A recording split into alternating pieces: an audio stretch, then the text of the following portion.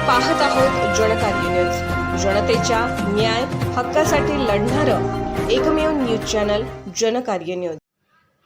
शिरोळ तालुक्यातील पूरग्रस्त शेतकरी यांना आर्थिक मदत मिळावी याकरिता तहसीलदार माननीय अनिल हेळकर यांना निवेदन।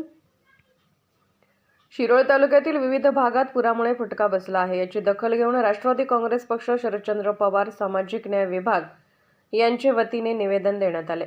या निवेदनात मोलमजुरी व पूरग्रस्त शेतकरी यांना तात्काळ 20,000 रुपये सानुग्रह द्यावे। पुरामध्ये ज्या शेतकऱ्यांचे पिकाचे नुकसान झाले आहे त्याचे त्वरित पंचनामे करून त्यांना एकरी 1 लाख रुपये द्यावे।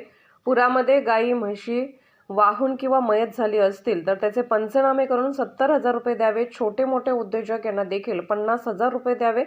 ज्यांच्या घरामध्ये पाणी शिरले होते व ते स्थलांतरित झाले आहेत त्यांना 30 किलो गहू, 40 किलो तांदूळ व 1 गॅस टाकी मोफत द्यावी।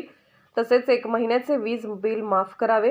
याचबरोबर जे पुरात मयत व वाहून गेले आहेत त्या वारसांना 10 लाख रुपये द्यावे व एका वारसांना शासकीय नोकरीत सामावून घ्यावे असे निवेदनात म्हटले आहे। यावेळी जिल्हाध्यक्ष संदीप बिरनगे, जिल्हा सचिव अरुण भंडारे, तालुका अध्यक्ष अजय आवळे, कार्याध्यक्ष सचिन बिरनगे, साप्ताहिक जनकार्याचे संपादक रमेश बिरनगे व इतर राष्ट्रवादी काँग्रेस पक्ष शरदचंद्रजी पवार सामाजिक न्याय विभाग जिल्हा व तालुका प्रतिनिधी उपस्थित होते।